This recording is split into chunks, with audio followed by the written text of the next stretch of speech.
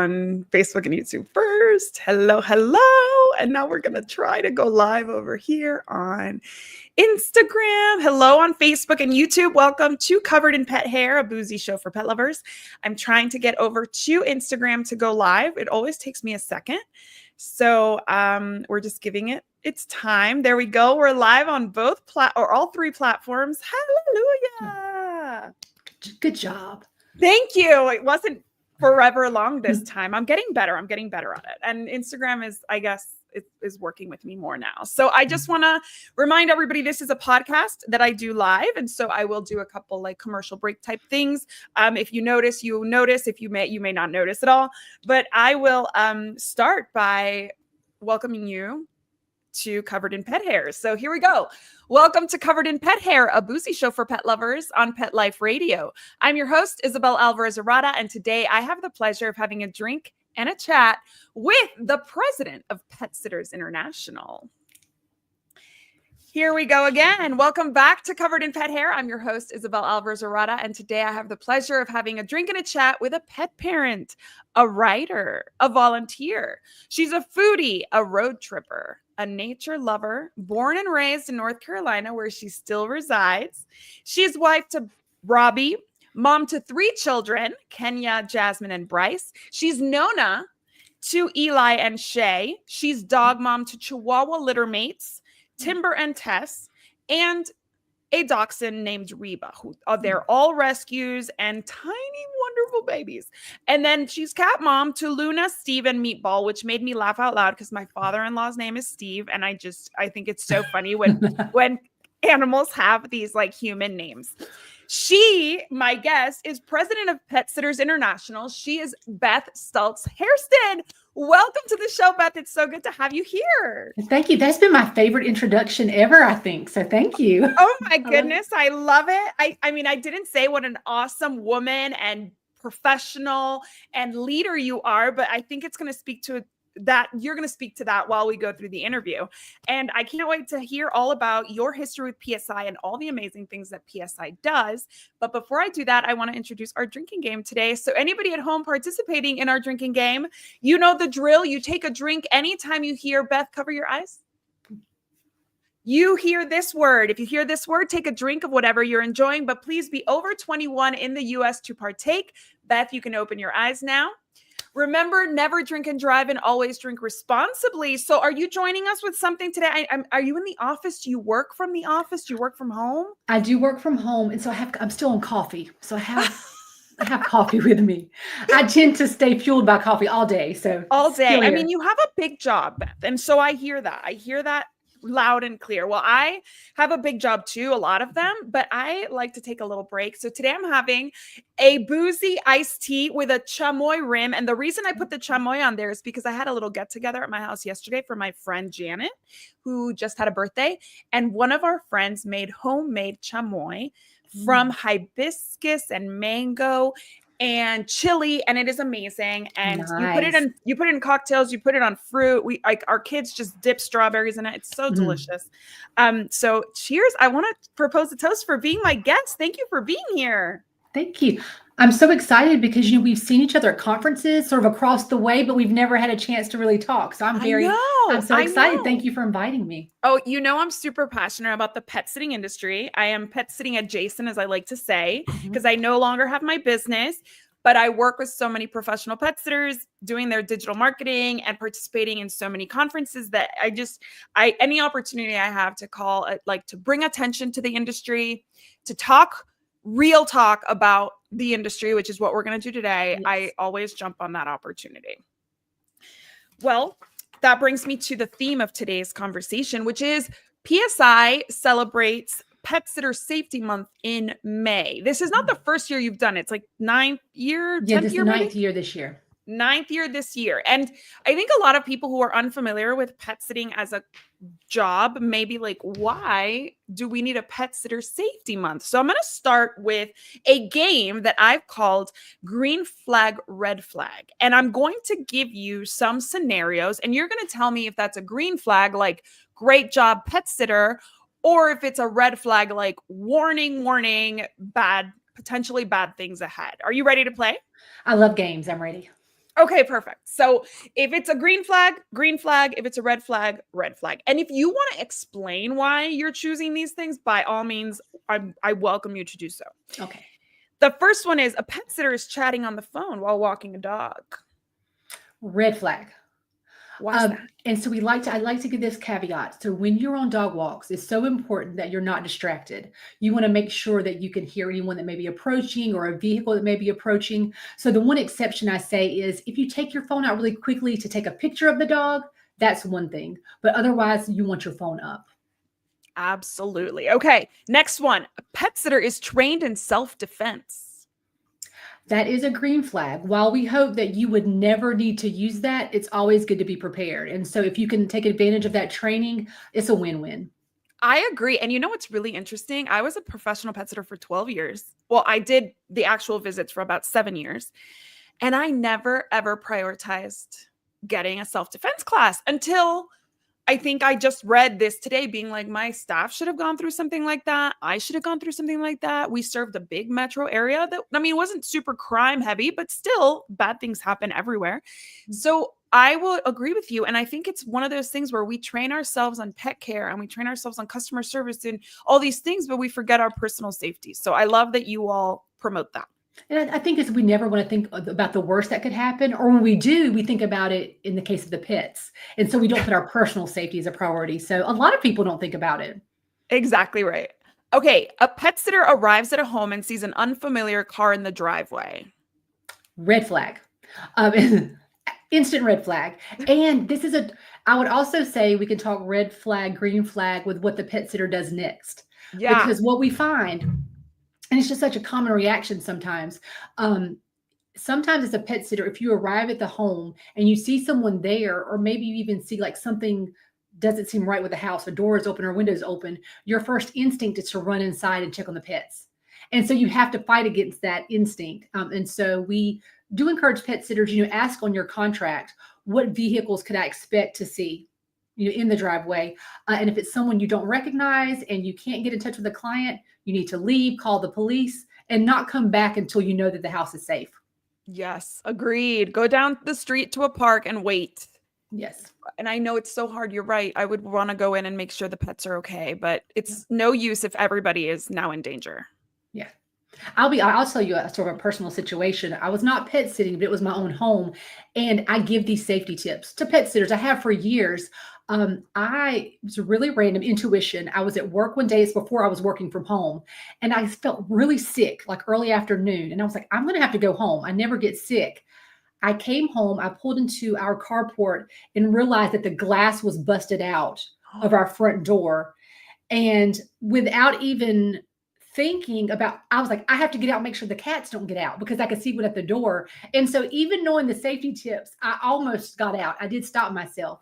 And so you just it is such instinct sometimes to want to rush in. So as much as I've shared those tips, I still know how difficult it can be to follow them in a high stress situation. Yes. And we're going in like usually empty handed. I mean, a pet sitter is going to have like poo bags and a wad of like a bag of full of keys or something. That's all we're going to have to defend ourselves. It's not like pet sitters are really otherwise armed in any way. So that's really and throwing dangerous. Your cell phone's not going to do much. So you need to make your safety a priority. Yes, absolutely. Stay in the car and go somewhere safe. Okay, next one. Pet sitter locks the door before entering a home, the car door before entering their home.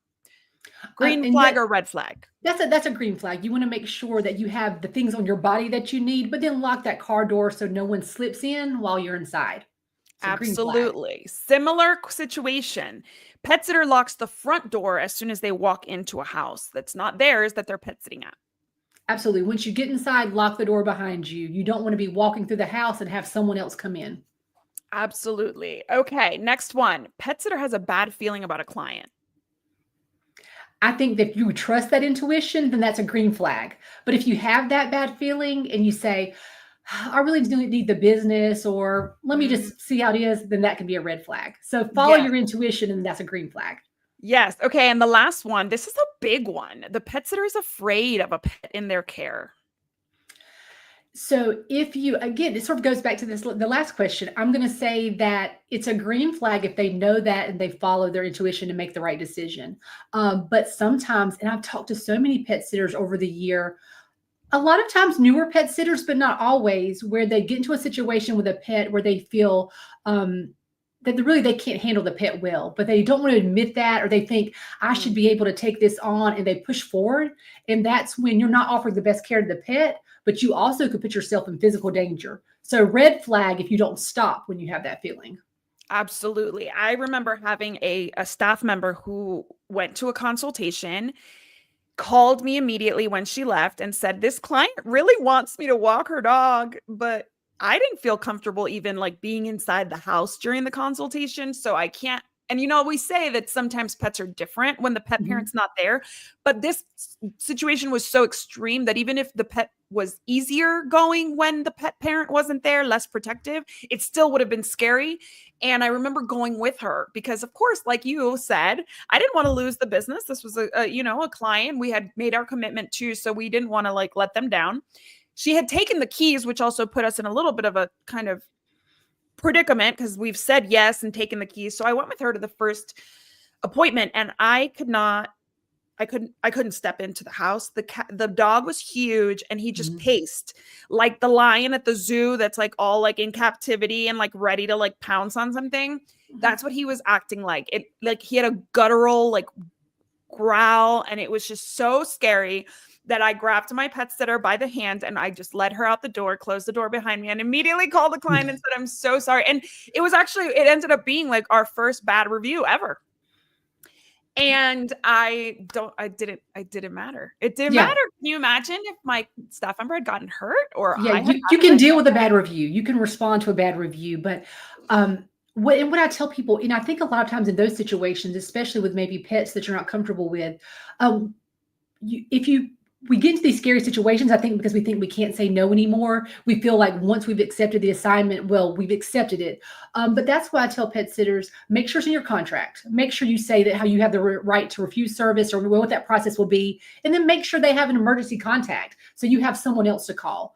And so a lot of times those situations aren't as scary to turn down if you already have those steps in place. Exactly. I love that you actually on your website have some tips on how to say no to a client, which I think is so important because a lot of people go into this industry for the love of the animals, but they forget that they really have to deal with pets. And when you deal with people's pets, just like when you deal with people's kids, you're dealing with like their prized possessions, right? Yes. So they're going to be a little more sensitive. They're going to be a little more, careful. And anything you say that could be taken as negative is going to be taken way more sensitively than something maybe related to your yard or your car. Like a mechanic might tell you your car's in bad shape, but if I tell you your dog's aggressive, you're going to take that a little bit differently. Yeah, different so situation. I love that you guys have like this is click here to learn how to say no to a client, which is so important.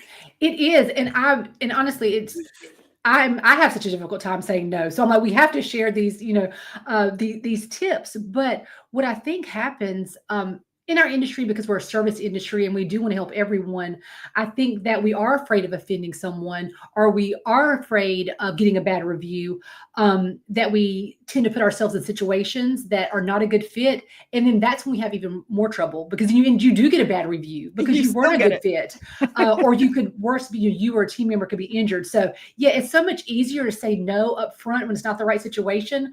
But sometimes we have to have a hard lesson learned to be able to do that. Yes, saying no gets easier after you've fallen on your face a couple times. So great job. Wonderful. I love that game. It was very insightful. And honestly, I wish I could have shared all of that with my staff when I had staff because, you go through the day to day and you forget these safety things and you just assume people know them. I've always been very careful, like locking doors behind me. But my husband, for example, like he'll leave the car door unlocked. He's a 6'2" man. No, probably nobody's going to sneak into his car, but as a woman, I do need to be more careful. So I do think we need to remind people. Sometimes we live in like a world where we have a false sense of security, but we're on the job and we owe it to our clients as well to make sure that we're being safe. So I want to know more about you. How long have you been with PSI? I have been with PSI. It will be 21 years in September. So a long time. I'm That's telling my age, but yeah, amazing. also almost No. 21 years. And how did you end up at PSI? Were you a pet sitter? I was not. It's really I always when I tell this story, I say it was just really like serendipitous. So I am a huge pet lover. I don't like to admit this part, but I did pet sit, not professionally, a Right. little in college, but for friends and family. Same. But Mhm. was not, but had never had a pet sitting business. And I graduated from college and I decided to move home because I was going to apply to grad school and I was like, I need to figure out what I'm going to do. Um, and this tells my age also, but I moved home and I was looking at our local newspaper, the help wanted ads. So they still had those in the printed newspaper. And I saw this ad and it was for a membership association. I think it did mention pets. It had to mention pets. So it was Pet Sisters International. And so I submitted my resume. They called to schedule an interview. I went to the public library and checked out Patty Moran's book, Pet Sitting for Profit, read it that weekend, went to the interview on Monday. And then I say they hired me and I never left. And it's been one of the biggest blessings. So I really just fell into it. I did love pets and I did always, I was an English major, but my ultimate career goals were to work in some type of profession that helped women. I've always been passionate about women and children's issues. And so I love the men in the pet sitting industry also, but we still are very female oriented. And so that really appealed to me at that time.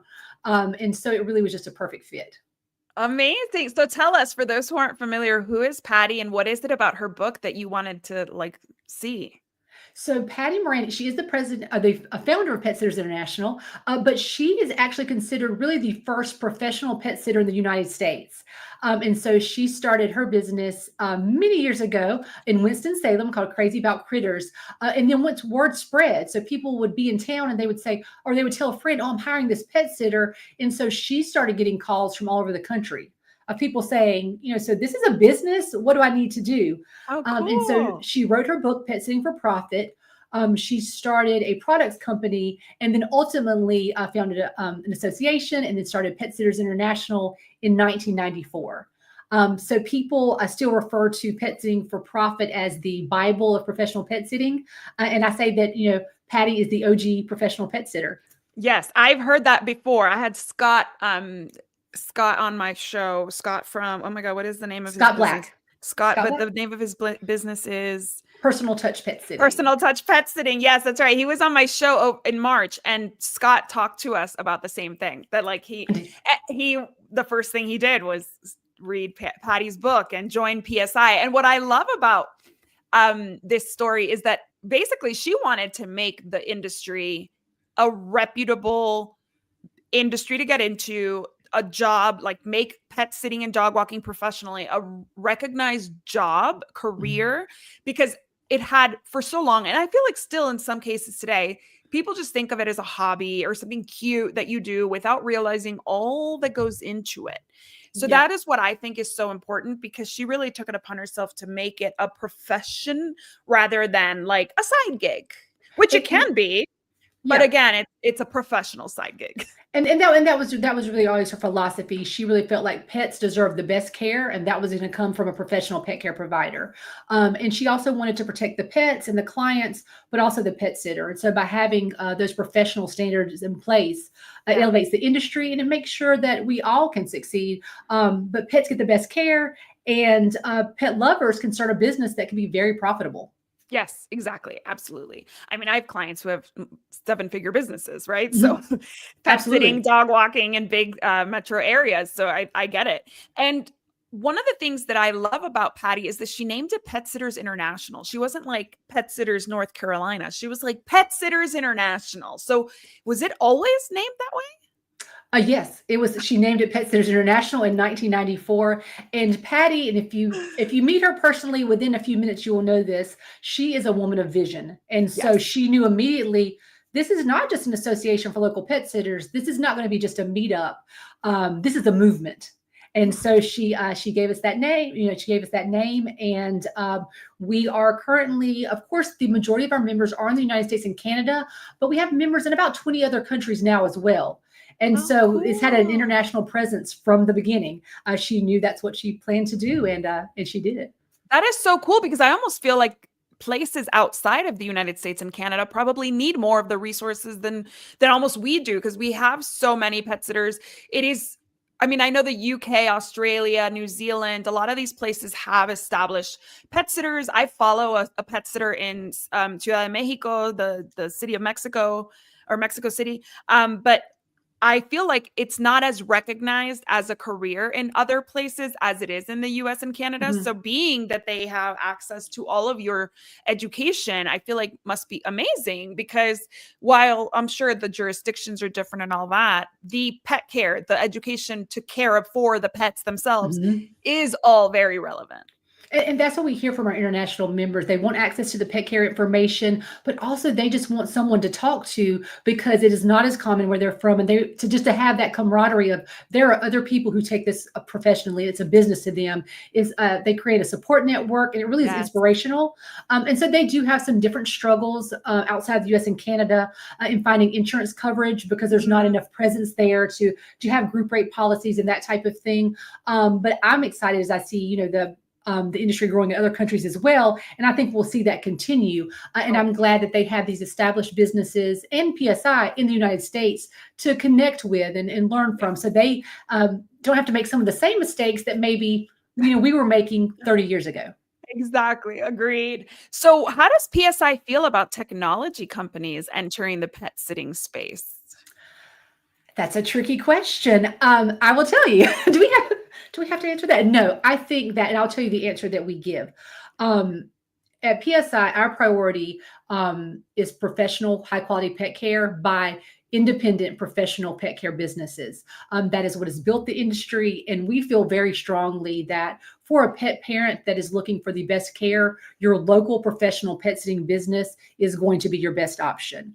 You want to make sure that you have someone who has the training, the business insurance, the experience, but also someone, you want to bypass a middleman and have someone that's really invested in your local community.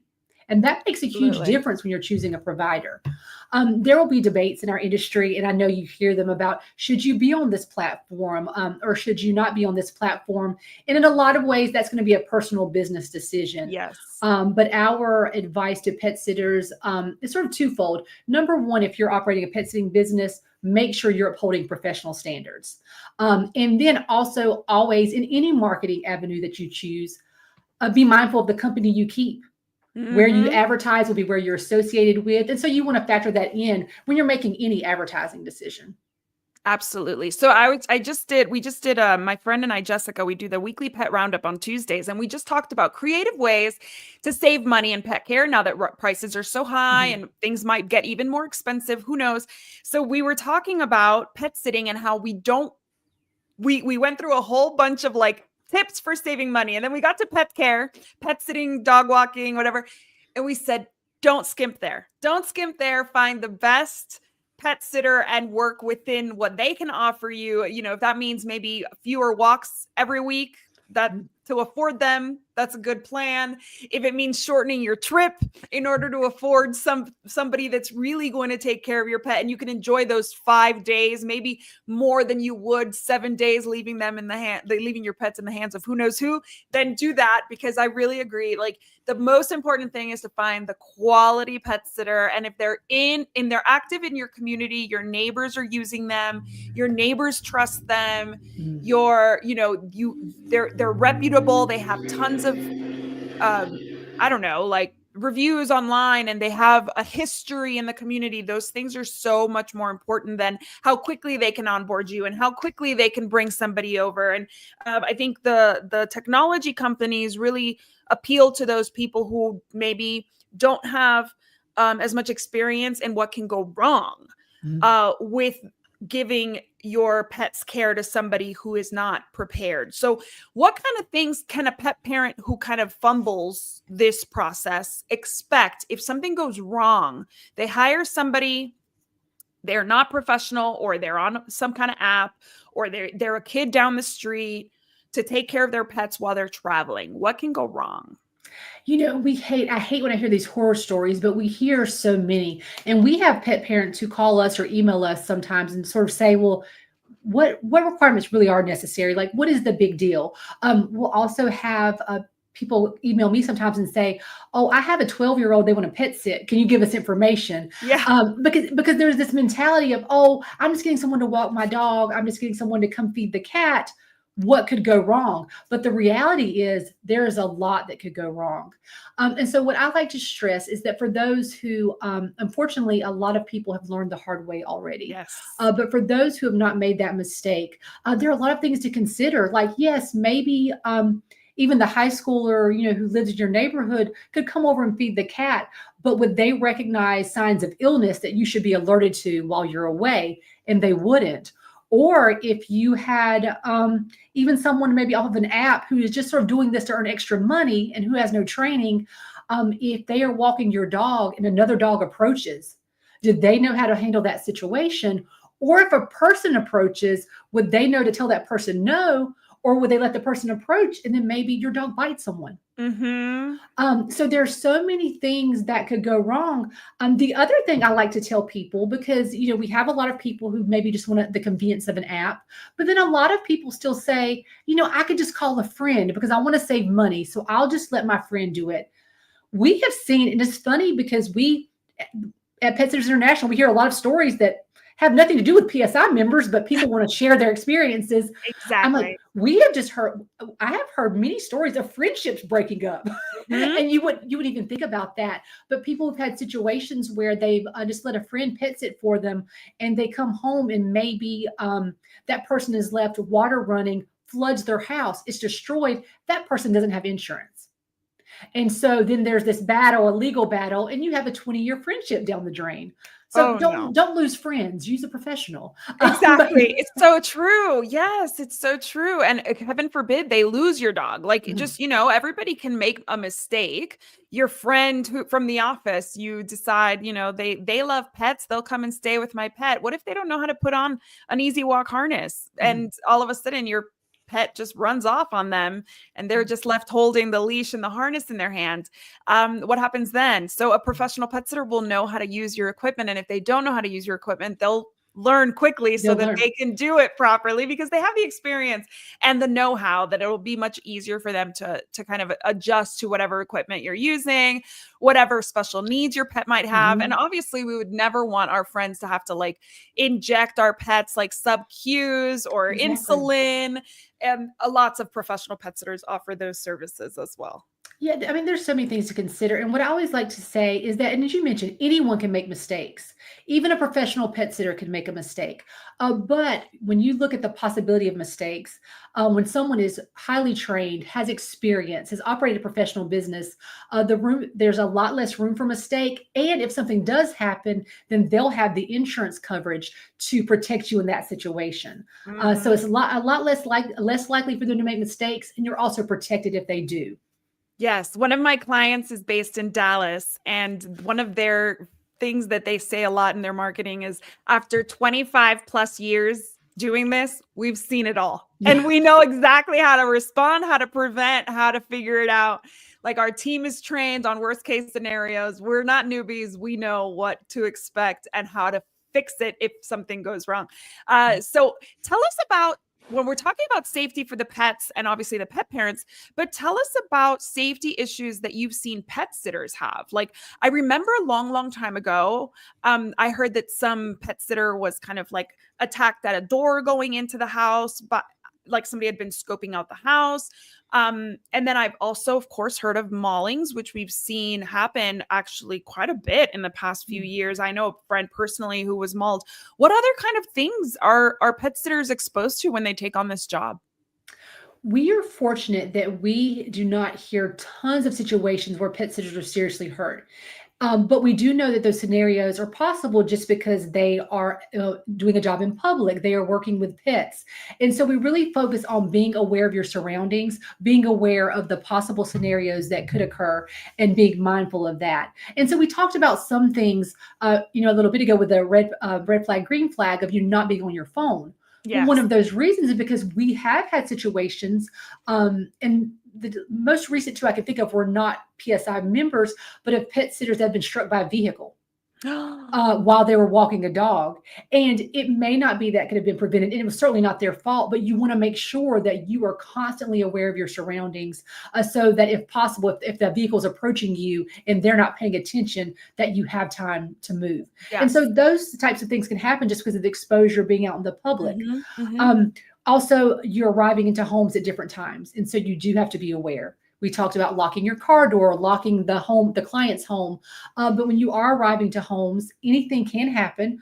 So you want to be familiar with the neighborhood. And then also just always be aware of your surroundings. Ask your client to leave the light on. If you're going to be coming for the first visit in the evening, you want it to be well lit. Another situation was not necessarily a safety issue, but it could become one. And we always recommend for pet sitters, if they're pet sitting in neighborhoods, that their clients, if they're going to be out of town, they should let at least their immediate neighbors know that they'll have a pet sitter in their home. Because we have had situations where neighbors have approached a pet sitter thinking they may be an intruder. Yes. And so you don't want to put them in a situation where a vigilante neighbor thinks that they need to handle a situation. And so that's something that you wouldn't necessarily think of. And then, of course, just depending on where you live, we do have to tell pet sitters to be mindful of wildlife. Depending on where you live, could that possibly be a safety issue where you walk dogs? Dog walking specifically, make sure you are familiar with the route that you'll be taking.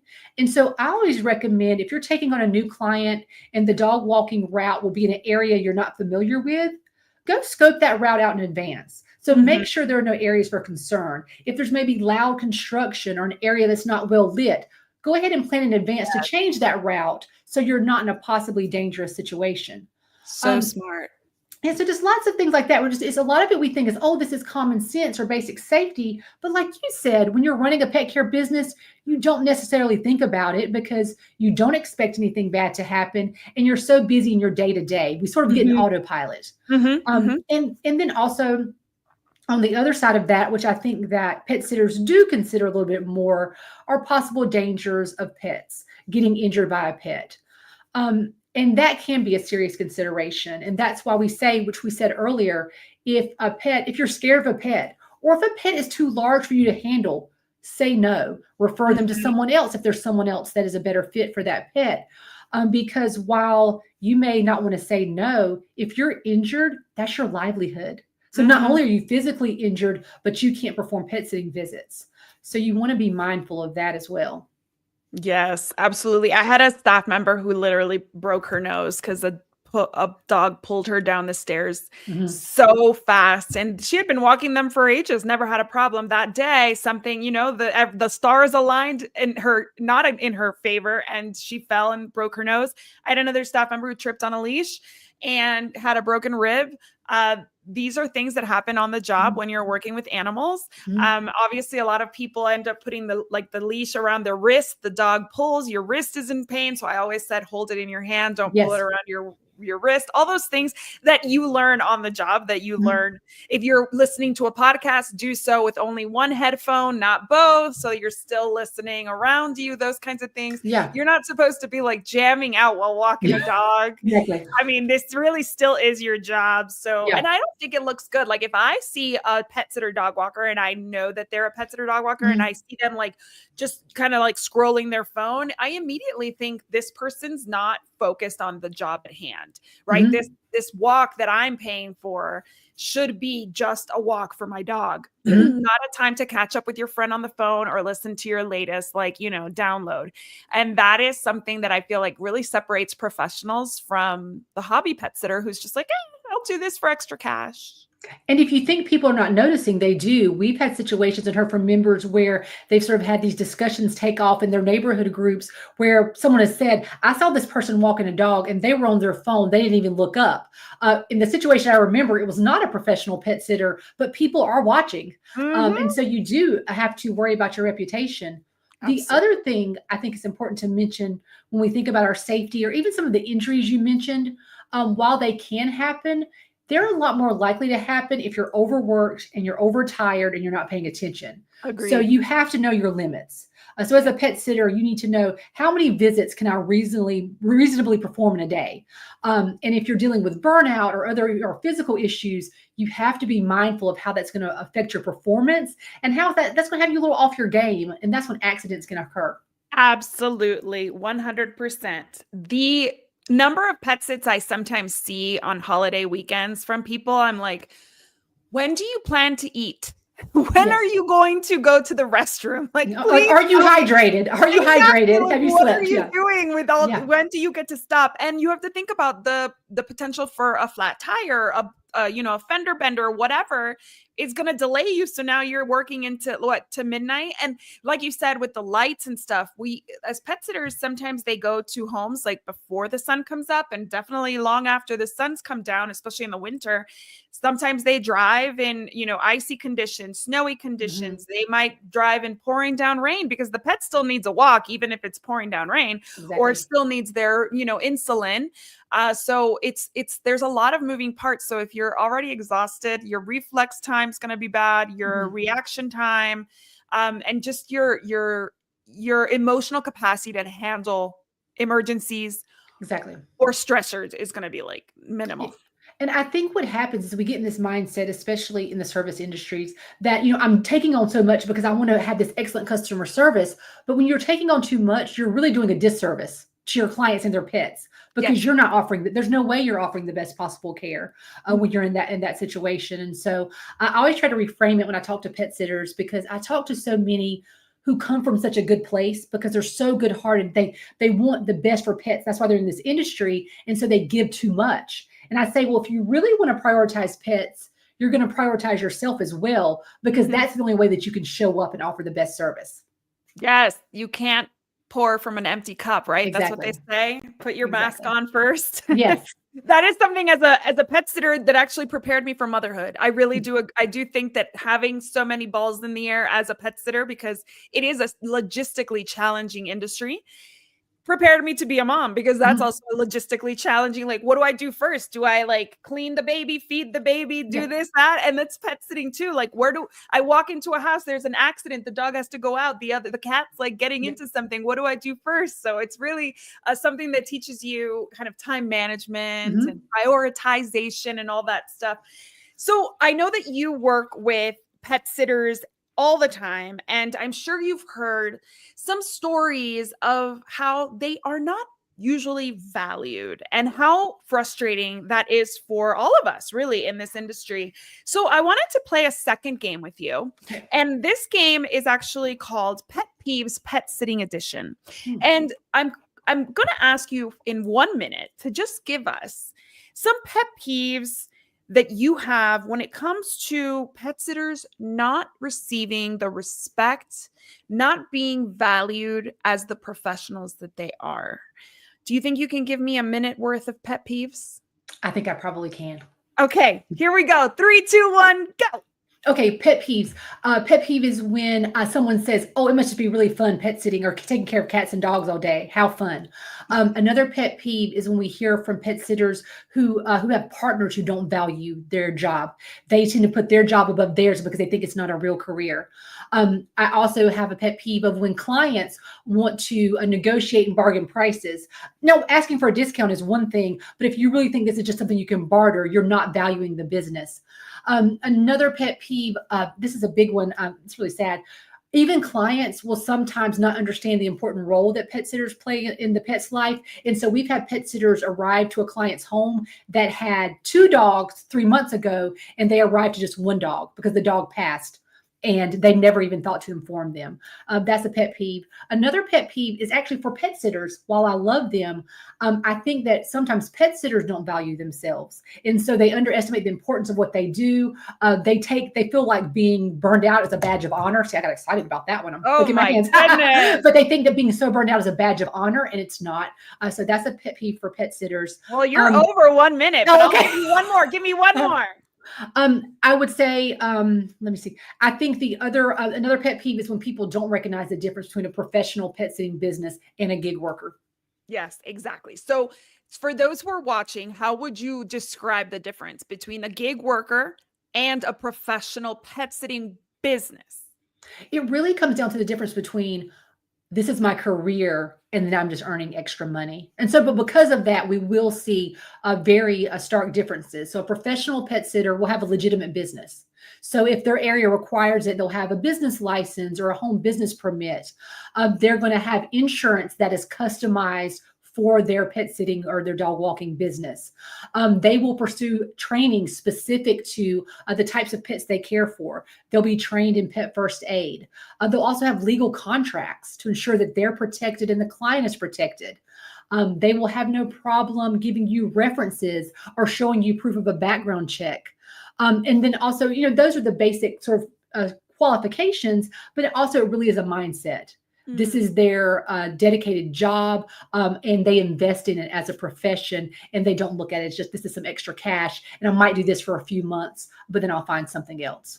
That's exactly right, because it's an easy business to get into because there's no overhead compared to, say, like a boarding facility where you're spending, $500,000 on the facility. So I can start my professional pet sitting business for whatever it costs to establish an LLC in my state, for whatever that, business license costs, a computer, some scheduling software, which I think is key personally for the business owner. Some training. I know PSI offers pet sitter certification, so they can invest in that. But really, if you do it all and you do it right, you could get into the industry for about $1,000, even with a website maybe that you make yourself. So it is something that's appealing because people do want to make their own money, set their own schedule, and work with animals. But there's so much more to it than just, kind of like a "we're open" sign or here's a card. I can walk your dog. There's so much more to it. How do you personally choose a pet sitter? In the past when you've had pet sitters, how do you go through the process of finding one? Yeah, I know I'd mentioned that right now we're in our camping era of life, so my pets can go with me. But in the times in the past that I've traveled and I had a pet sitter, and she is no longer in the area, unfortunately. But I was fortunate in that because I was already at Pet Sitters International, I knew exactly what to ask. And so I asked those questions. She was a PSI member. Are you a PSI member? Let's talk about your insurance. Let me see the contracts that you're using. And so I knew those basics to ask for. Are you trained in pet first aid? But the other thing that was really important to me, and we also tell pet parents this should be important to them, is I needed someone that was a good fit for me with my communication preferences. I wanted to make sure they had a comfort level with my pets, but they also understood that when I'm traveling, I'm not the type that some pet parents will say, you don't need to contact me unless there's something wrong. Yeah. I'm not that pet parent. I would like updates. I want updates. I want to know what's going on. If you have any questions, follow up with me. I'm not going to be aggravated if you're not sure about something. And so I was able to also make sure that we have that good rapport. And so you want the business basics. You want to make sure that they are a professional, that they are, and because to me, ongoing education is so important. I also ask questions about that. Like, okay, I know you're trained in pet first aid. Do you do any other training throughout the year, or what is your interest? Because I just like to see that someone is invested. And before I also, if I have a good experience with someone, of course I recommended her, but I also wanted to know that, hey, she's in this for the long haul. This is a career to her. So she is taking advantage of this education, because if I refer her, I want to make sure, she's going to be in business for, years to come. And so I can really make a good referral. Yes, because what we want is for pet sitters to be part of the long-term pet care team. Yes. So I've had the same pet sitting company since I moved to El Paso 8 years this month. And while I had the same pet sitter for a long time, when he left the company last year, somebody else stepped in and she was just as good at, as he had been. And she was just as thorough, and she's really wonderful. And she's communicative. So those things to me, are, once you set it up, you don't want to have to do it again. I don't want to have to find another professional pet sitter. I don't want to have to go through these. And the only time that I really get involved with speaking to the office is when I'm scheduling services. Otherwise, I have this ongoing rapport with the pet sitter once I'm traveling. And like you, I want to get an update, and I'm happy to answer questions. I remember I'm very organized about things. So my pet sitter, the new woman who was taking care of my pets, couldn't find the leashes. For some reason, I did not leave them out like I always did for him. I'd totally forgotten. And I had to explain to her where I put them. It's kind of obscure. And she, I walked her through the whole process because I was like, here, let me call you. So go to the front door, look left, look down. There's a little, metal thing where the leashes are. She's like, I would have never found that. And I'm like, of course not, because it's kind of hidden. I mean, I don't want my pet's leashes on display in my house, but they are somewhere kind of handy. So I totally agree that we need to make sure to tell our pet sitters when our pets pass. And I know that you're a grief specialist in the industry, compassion fatigue, pet loss and grief. For those that are like, I didn't think I needed to tell my pet sitter, why should they make sure that they inform them, even if they just started working together? Especially if they've been together for a long time. Yeah, I mean, it's something you mentioned just a few minutes ago. Pet sitters really become an important part of really the pet team. They are, of course, the pet parent plays that most important role, but pet sitters, especially when you've had a long-term client, they see that pet probably more than any other pet professional.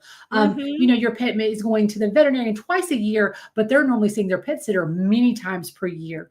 And so pet sitters build unique relationships with the pets.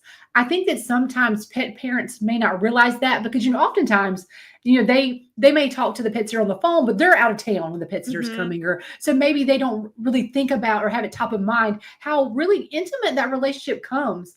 And so it is just common courtesy. But I think that they want, while certainly they are the pet parent, I always love the pet parents who respect the relationship that pet sitters form with their pets, and they understand that relationship is what enables them to provide such great pet care. Yes. But even if it's a new pet sitter that you've only used a couple of times, it really is just from a practical standpoint, common courtesy. If they're expecting one set of care instructions and they come into your home and that's changed, they should have been alerted. So for practical reasons, you should do that anyway. But it really is, I think the pet parents who really honor that bond that pet sitters form with pets are really those ideal clients that you want to have more of.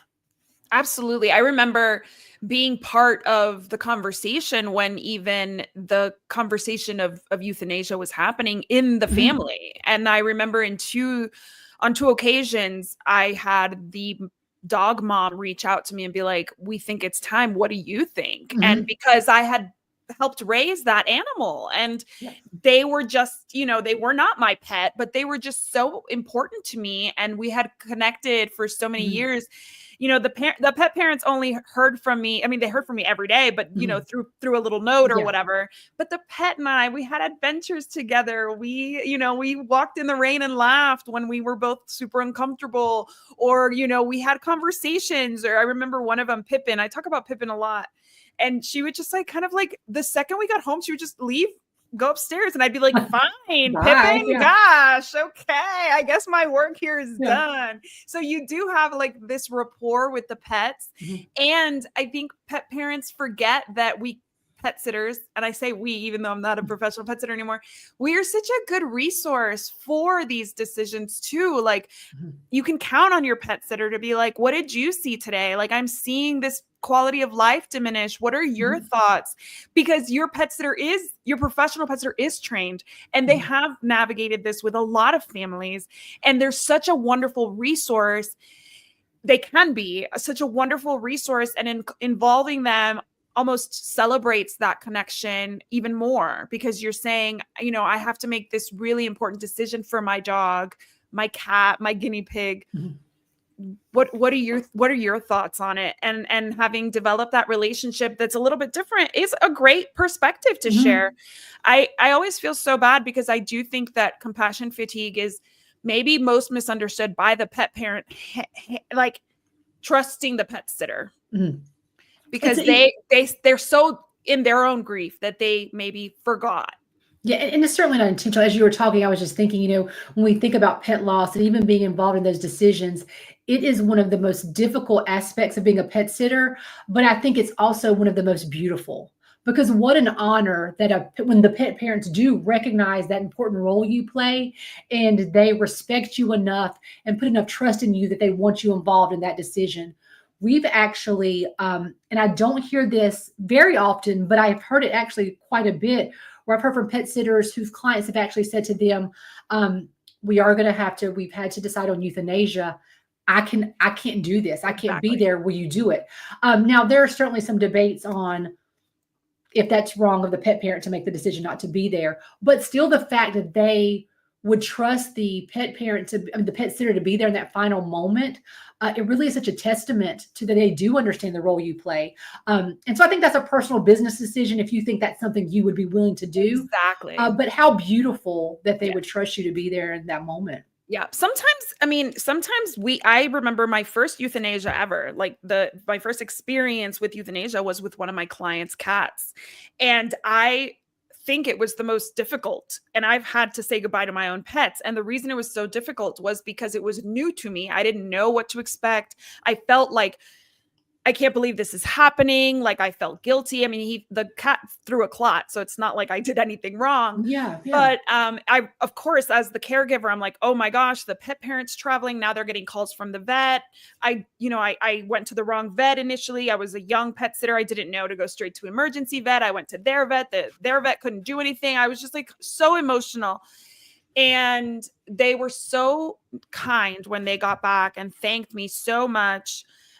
Because they valued the fact that the cat was held as he took his last breath and he was loved as he took his last breath. Yeah. And I know I had a couple staff members who were taking care of geriatric pets that could have had 6 months left or a day left. You don't know when you take on that assignment. Exactly. If this pet has something coming or not. And, spiritually, sometimes I believe pets go when their parents are gone just because they don't want to put them through that. Yeah, I do too. So sometimes I think that pet in like just did choose to go in the care of the pet sitter just because they knew that the pet parent may not have let them go when they needed to. So I just think it's such a beautiful thing that we care for pets when they are puppies and kittens and all healthy and happy and adults and thriving. And then we also care for pets when they're geriatric, when they're in hospice care. I mean, it's becoming more popular for pet sitters to offer hospice care services, which I think as more of that happens and the more we have conversations like this, I feel like pet parents are really going to realize, wow, a pet sitter is not just walking a dog or feeding a cat.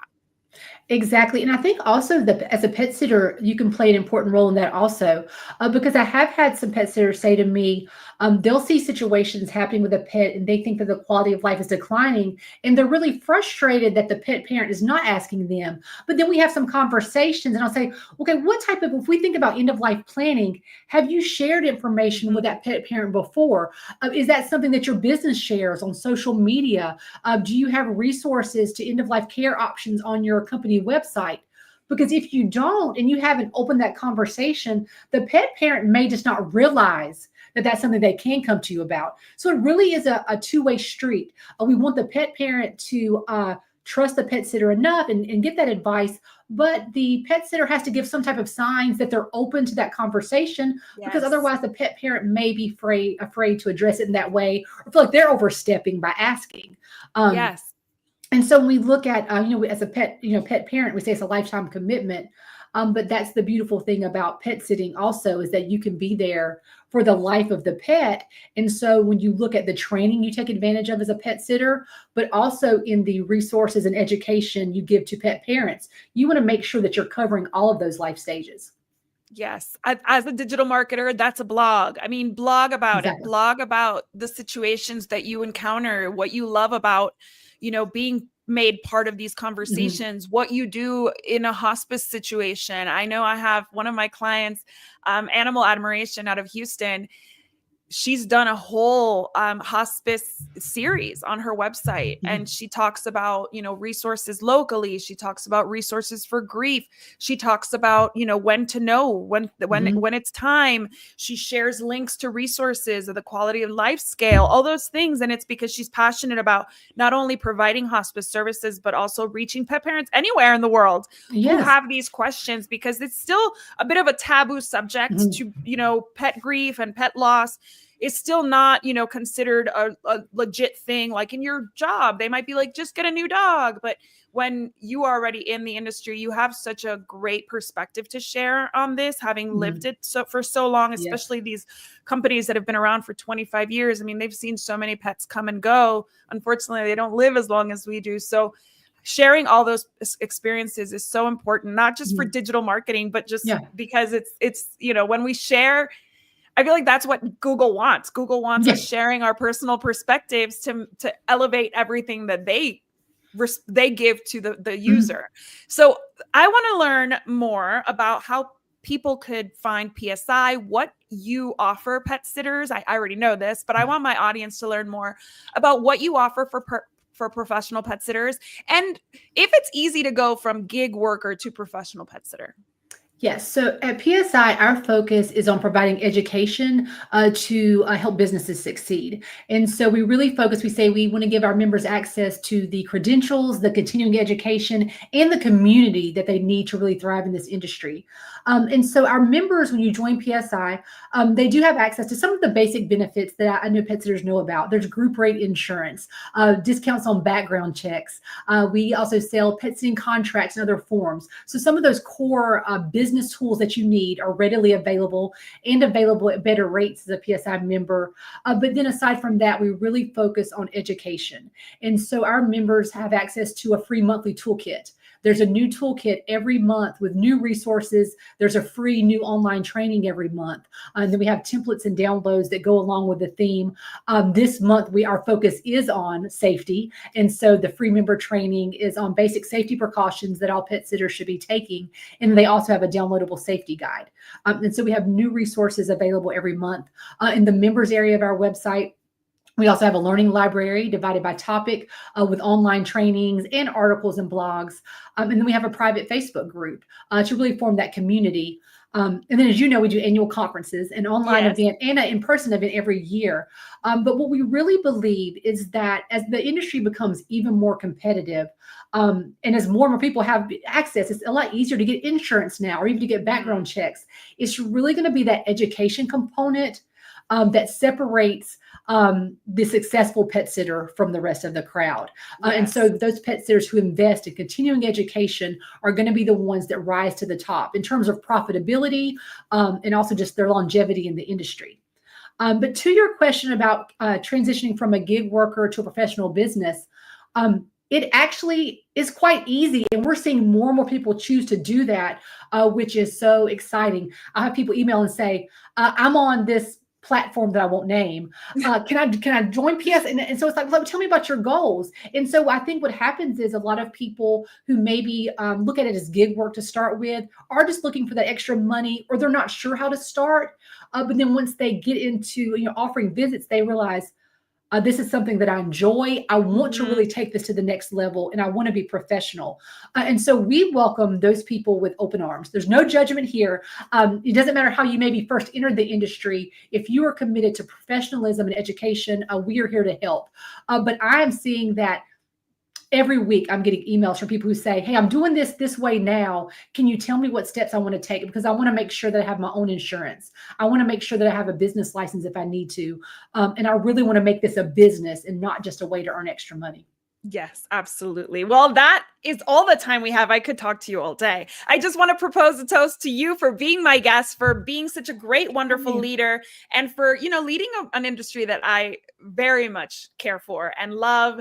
And I love to see it in the hands of somebody like you. So cheers. Thank you for what you're doing for the industry too. I love to see how much you're helping pet sitters, how you've taken that experience from when you did operate your business and helping so many pet sitters now. I love the full circle moment of that. So thank you too. Thank you. I also want to propose a toast to my executive producer, Mark Winter. Thank you, Mark. And to the audience who joined us today and anybody who listens after the fact, thank you for joining us for these conversations. Please look up PSI. If you're a pet sitter, they have a conference coming up in September in San Antonio. So please make sure you sign up. Are you guys sold out yet? Because I know you all sell out. We are sold out. We sold out quickly, but if anyone's interested, if there were some spots to open up or cancellations, I would know. So you can still reach out to me, but we did sell out really quickly again. Oh, okay. Awesome. Well, here's to a life covered in pet hair, because there's no better way to live. Cheers. Thanks, everybody. Thank you. To learn more about Covered in Pet Hair, please visit coveredinpethair.com or petliferadio.com. And for PSI, it's petsit.com. Is that right? That's right. All right. Thank you guys for joining us. Have an awesome rest of the week. Thank you.